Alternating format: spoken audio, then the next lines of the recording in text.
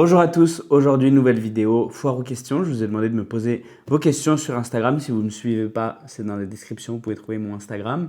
Et voilà, vous m'avez posé des questions sur le métier, etc. de steward en général, donc je vais y répondre. Mais avant, je vais commencer par me présenter. Moi, je m'appelle Malik, je suis steward dans une compagnie française. J'ai été steward dans plusieurs compagnies, donc French Bee, Emirates, Lauda, etc. Donc voilà, j'ai vu différentes façons de fonctionner dans le monde de l'aviation. Et voilà, moi je fais des vidéos sur TikTok, sur Instagram, sur YouTube. Et aujourd'hui, comme je vous ai dit, petite FAQ, c'est parti, on va commencer directement avec la première question. Depuis quand et grâce à quoi as-tu eu envie de devenir steward? En vrai, depuis que j'ai pris l'avion pour la première fois, je pense. Déjà avant ça, je m'étais toujours dit, je ferai un métier qui sort du commun, un métier pas classique, on va dire. Et la première fois que j'ai pris l'avion, je me rappelle, c'était à Nantes. J'avais pris Royal Air Maroc pour aller à Casablanca.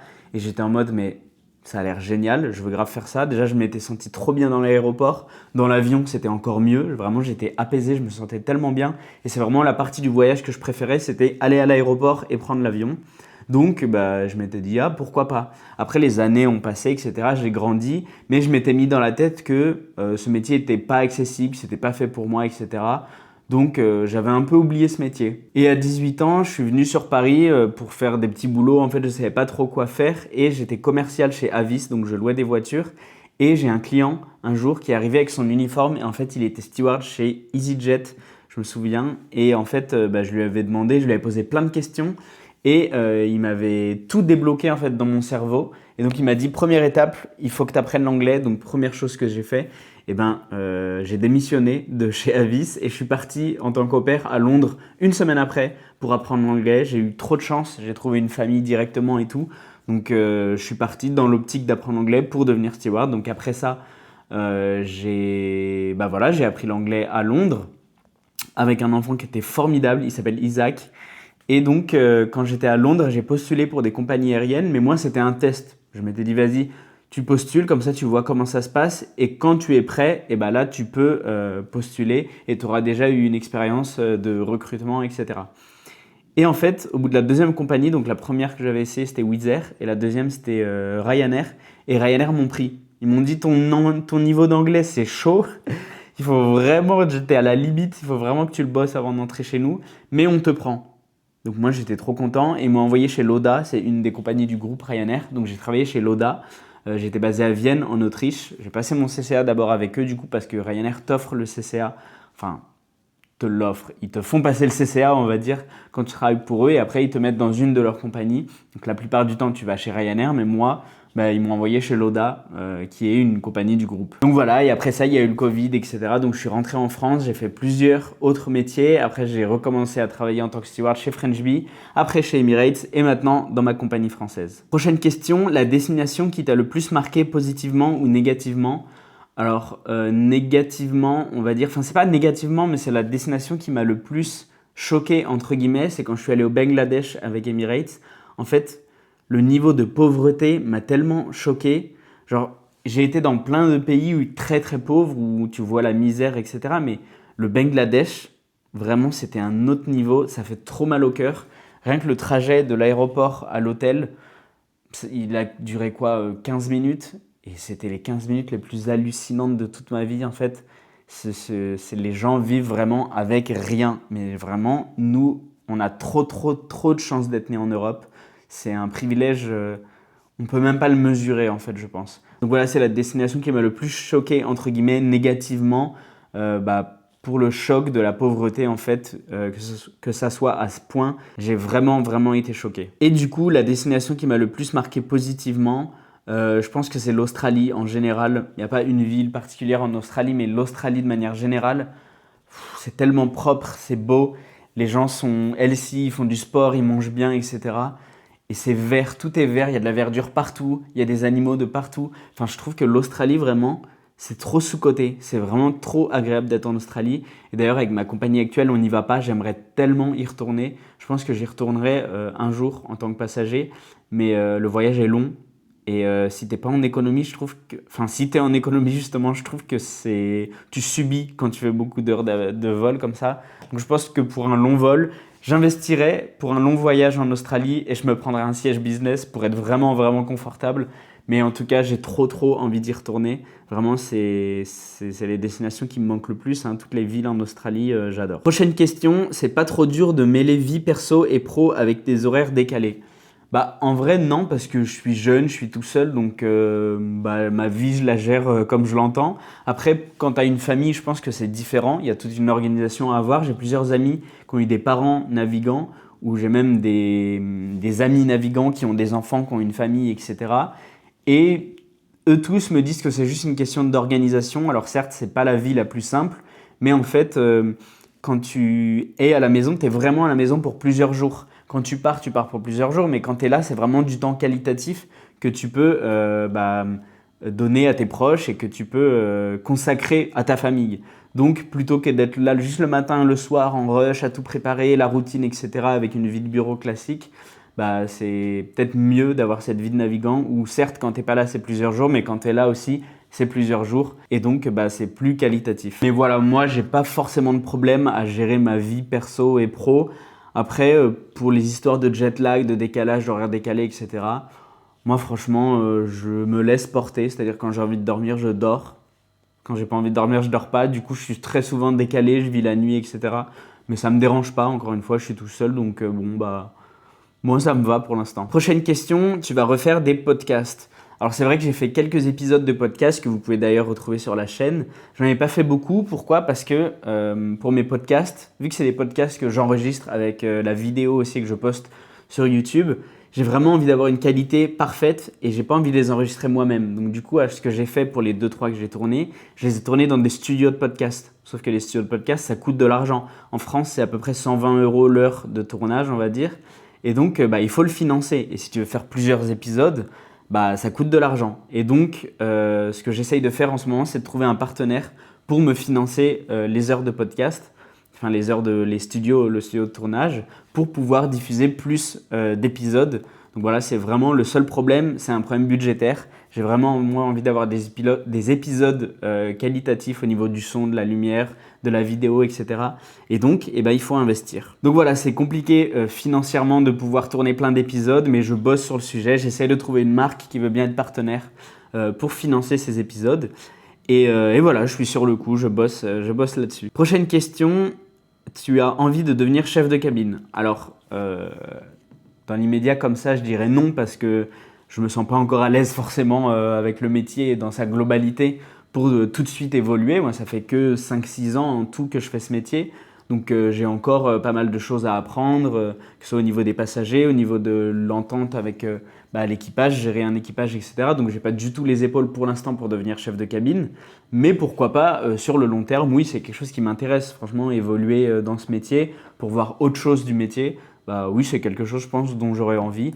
Mais pas pour l'instant. Prochaine question, alors c'est pas une question, mais on me dit bien jouer les vidéos et tout ce que tu fais, bah merci beaucoup. Franchement, c'est compliqué parfois parce que je sais pas si vous les voyez, mais dans les commentaires et même en message privé, souvent je reçois des messages de personnes qui sont dans l'aérien et dans ma compagnie actuelle qui détestent les gens qui postent sur les réseaux, enfin qui détestent les PNC qui postent sur les réseaux. Et donc ça décourage énormément. Mais en fait, j'ai décidé de m'en foutre un petit peu parce que moi j'aime bien partager ce que je fais, j'aime bien partager ma passion.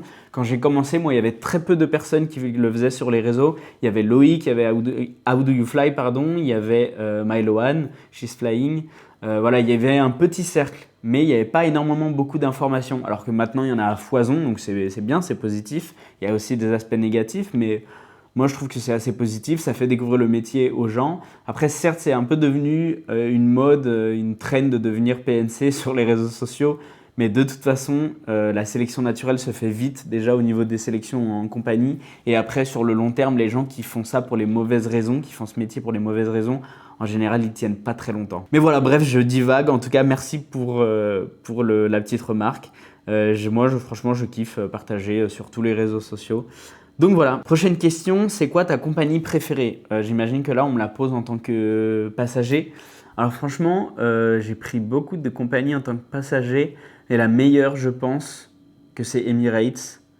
Et c'est en toute objectivité, hein, j'ai critiqué pas mal, entre guillemets, les conditions de travail chez Emirates. Mais en tant que passager, je crois que je n'ai pas connu mieux qu'Emirates parce que c'est confortable, le service est impeccable, les prestations sont excellentes. Donc franchement, bah, Emirates, je pense. Et particulièrement sur leur 380, sur leur 777, c'est pas du tout la même expérience. Je trouve que c'est beaucoup moins bien. Mais alors sur le 380, c'est excellent. J'ai trop envie de tester leur 350. Ils ont reçu les 350. Donc pourquoi pas prochainement. Et, mais voilà, en tout cas, je pense que parmi toutes les compagnies que j'ai testées, Emirates, elle reste la plus confortable et de loin. Prochaine question, as-tu des passions ou loisirs hors aéronautique? Alors, bah, en soi, j'allais dire oui, mais pas tellement dans le sens où j'aime juste passer du temps avec mes amis.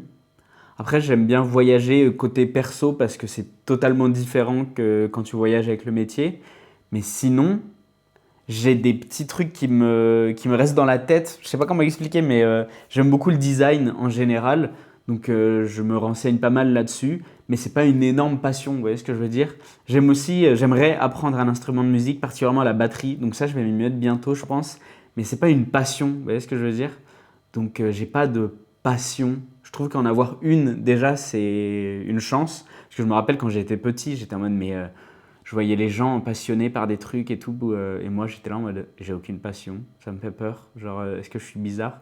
Donc du coup en grandissant j'ai vu que j'avais l'aérien, l'aéronautique en général, donc ça m'a rassuré, mais je trouve que c'est déjà bien d'en avoir une.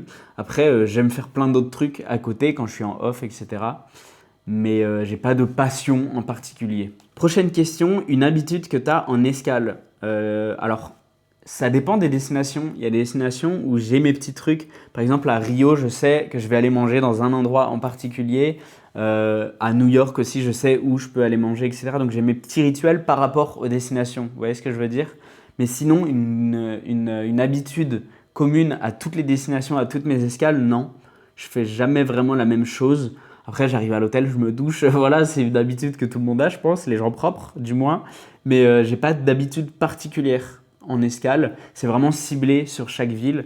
Donc bah voilà, quand j'arrive dans telle ville ou telle ville, je sais quoi faire à peu près. Pas toutes parce que j'ai pas encore mes habitudes partout, mais les villes où je suis le plus allé en tant que PNC, bah maintenant ouais, j'ai mes petites habitudes.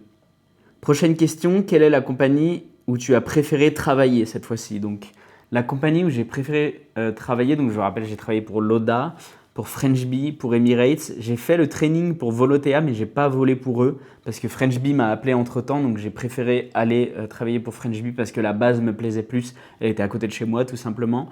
Donc j'ai pas eu la chance de voler pour Volotea, j'ai été directement chez French Bee.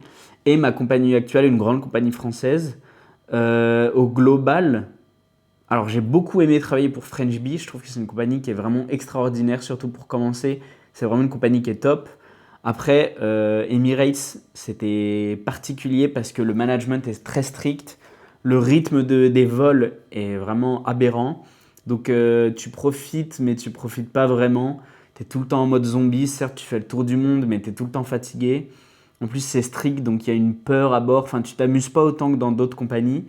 Mais je crois que celle que j'ai appréciée et que j'apprécie le plus, c'est ma compagnie actuelle. Je donne pas son nom parce que c'est compliqué entre guillemets sur les réseaux sociaux. Ils ont pas trop envie que leur PNC se mette en avant, enfin qu'ils mettent en avant en tout cas la compagnie et qu'ils parlent au nom de la compagnie. Donc je le ferai pas.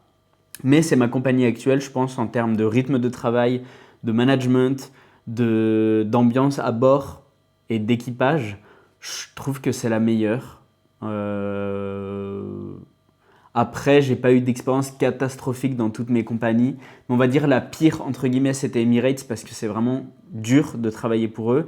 Et la meilleure, c'est ma compagnie actuelle. Prochaine question, qu'est-ce que tu ferais si tu n'étais pas PNC? Alors ça, c'est une très bonne question. Moi, juste avant de devenir PNC, je rêvais de travailler dans le monde de l'audiovisuel. Donc, je faisais des petits boulots sur Paris parce qu'en fait, j'avais été refusé de mon BTS audiovisuel où j'avais postulé après le bac. Et donc, je m'étais dit, bah vas-y, tu sais quoi, va sur Paris, fais des petits boulots et tu verras, t'essayes de trouver quelque chose qui te plaît. Mais moi, je voulais vraiment travailler à la télé, dans les régies de télé, dans les régies de radio, etc. Vraiment, c'est des trucs qui m'attiraient trop. Et que ce soit devant la caméra ou derrière, vraiment, j'étais en mode peu importe, tant que je touche à ce monde, je verrai après qu'est-ce que je veux faire. Mais déjà, je voulais entrer dans le monde audiovisuel. Donc, je pense que j'aurais essayé de devenir caméraman ou quelque chose comme ça parce que c'était vraiment un truc qui me fascinait, surtout les steadicamers. Je ne sais pas si vous voyez ce que c'est les steadicamers, mais vous savez, les caméras qui sont accrochées à ton corps, ils les tiennent, ils sont devant Et en fait, ils peuvent courir avec. Si vous regardez Danse avec les stars, la caméra qui tourne autour des danseurs, bah ça c'est une Steadicam. Et je trouve ça génial parce que c'est tout un nouveau monde qui est arrivé. Bon, maintenant, ça commence à être vieux, entre guillemets. Mais quand j'étais petit, les Steadicam, ça n'existait pas. Et donc, quand c'est arrivé, j'ai trouvé ça fou, ce nouveau système de filmer, etc. Enfin bref, je pars dans un tunnel. Mais vraiment, l'audiovisuel, ça m'intéressait de fou. Après, pendant le Covid, j'ai été chargé de recrutement. Donc, quelque chose qui n'a rien à voir. Je travaillais dans les RH. Et j'ai adoré cette expérience. Donc, mon rêve, je pense, actuel, ça serait même de faire du recrutement en compagnie aérienne. Mais si j'étais pas PNC, je pense que ouais. Soit j'aurais découvert le monde du recrutement par un moyen ou par un autre, comme je l'ai fait pendant le Covid, et ça m'a tellement plu que j'aurais continué là-dedans. Ou soit j'aurais, bien avant ça, été dans le monde de l'audiovisuel. Donc voilà, je pense que j'aurais fait un des deux si j'avais pas été PNC. Là, il me reste des questions, mais j'ai peur que ça soit trop long, donc n'hésitez pas à me dire en commentaire si vous voulez que je fasse une partie 2 de cette vidéo avec les autres questions qui restent. En tout cas, j'ai aimé répondre à ces questions. Et n'hésitez pas à me suivre sur les réseaux sociaux si vous voulez voir la vie de Steward en général, que ce soit sur TikTok, sur Instagram et sur YouTube. Je poste des vlogs, etc. Donc voilà, merci d'avoir regardé cette vidéo. Si vous êtes arrivé jusque-là, n'hésitez pas à vous abonner, etc. Blablabla, vous connaissez. Et voilà, je vous dis à une prochaine fois.